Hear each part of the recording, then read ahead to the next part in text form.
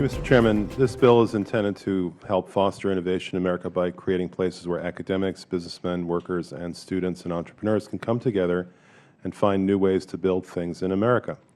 Most of us assume that if domestic manufacturing innovation increases, then employment will rise, but I want to make that assumption explicit. So that's what my First Amendment does. My amendment makes two specific changes to the bill. One is that it adds the term preserve or create jobs as a purpose of the program, and second, it clarifies that one basis upon which the Secretary should disperse funds, economic impact, includes the preservation and creation of jobs. I believe it's useful for Congress to be as explicit as possible in our intentions, and with this bill, we want to make sure that we expand employment for Americans in domestic manufacturing, so let's make sure that we make it that way. The Second Amendment, should I go on to the Second Amendment, Mr. Chairman?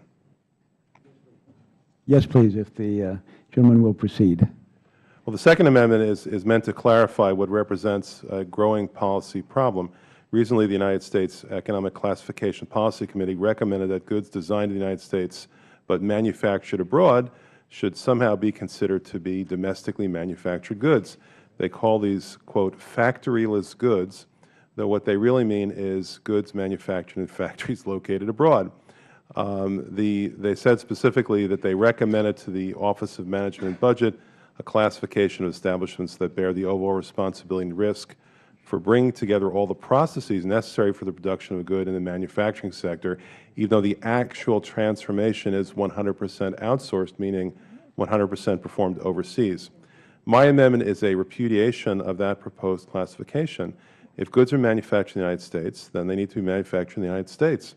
If this amendment is accepted, then it will be an acknowledgment that this bill is proposing that this network of manufacturing innovation centers in the United States is done for the purpose of improving domestic manufacturing capacity, not foreign manufacturing capacity.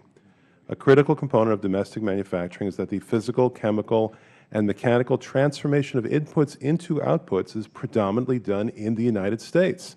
That may seem obvious to all of us here today, but apparently not to some others in the government.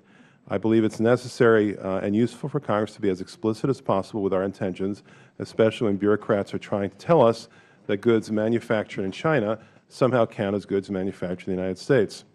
This network of manufacturing centers will be organized within NIST, which is part of the Department of Commerce. The Department of Commerce needs to recognize that manufacturing means making physical goods and that domestic manufacturing means making goods domestically. The so-called factoryless goods classification, which really means factories located in foreign countries, by foreign companies, is not what is operative for this program. In other words, when we say domestic manufacturing, we mean domestic manufacturing. I appreciate the support of the Chairman for this amendment, and I reserve the balance of my time.